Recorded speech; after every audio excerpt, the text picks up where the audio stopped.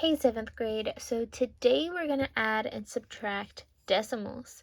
And the first thing I want you to remember is that when we subtract or add decimals, the place values have to be aligned. And so here they're making it much easier for you because they actually are putting the place values aligned.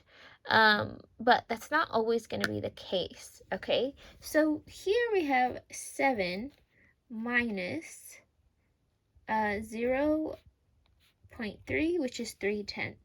Okay, now I want you guys to remember that when we're subtracting, especially with decimals and whole numbers, I actually have to write what is the place value that's going to be with the 3.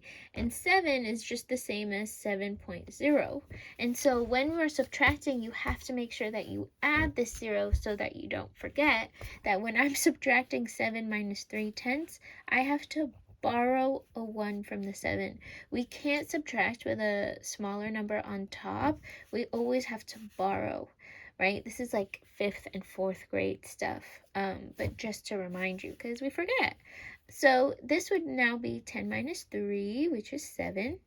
And because I borrowed a 1, that means I cross out the 7 and put a 6, because 6 is 1 less than 7. And so we add the decimal, and 6 minus 0 is 6. So your answer would be 6.7, not 7.3, if some of you might have thought that. So first is always make sure if there's a whole number, you actually write 0.0 with however many place values you need. Okay, so here, let's just remind ourselves again, it's making it a lot easier because they're aligning the place values for you, but I'm going to talk about when they don't. So here I have 7 and 400 minus 7. So again, we make sure that we add zeros with however many place values we have if it's a whole number. So first we had 7, and I'm going to just write 7.00. So 4 minus 0 is 4, 0, 0. So your answer would be 400. Okay. So what happens if they don't align these place values for you? Like, this is pretty simple, right? But let's jump to the next level. And here they have this. If you had 5.51 plus 7.66. Okay, so if they don't have it on top of each other, you notice that it's much easier to do that. So whenever they're writing it horizontally, it's actually much easier for us to write it vertically.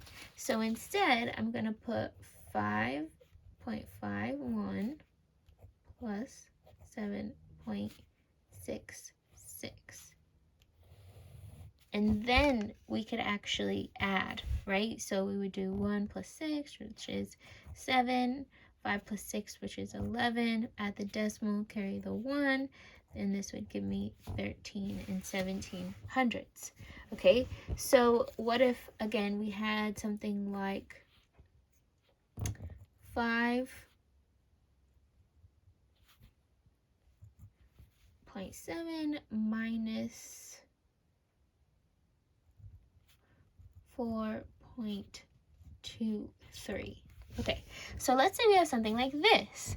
Again, first and foremost, the easiest thing is to take it from horizontal and write it vertically so that you could see the place values clearly. That's the most important thing when you add decimals, is not only do the place values have to be aligned, it's easier to see them aligned when you write them on top of each other. So instead of writing it like this, I'm going to just go ahead and rewrite it as 5.7 minus 4.23. Okay, so what do I do here, right?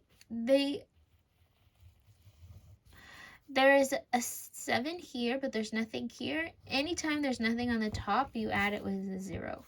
And then you subtract. Okay, so again, this is going to be, we borrow a 1 because anytime there's a number smaller on the top, we have to borrow 1.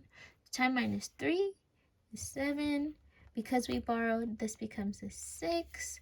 6 minus 2 is 4. And then this would give me 1.47. Okay, so please, please, please make sure that when you're subtracting and they don't give you any of, or they don't write it for you vertically, please make sure to actually, you know, write it vertically. It just makes your life much, much simpler. Okay, and so again, the last thing I'm gonna say is sometimes it just gets a little bit more difficult. So if you had something like 0.3 minus, 4.35. Again, very different place values. So what we have to make sure is first we write it vertically.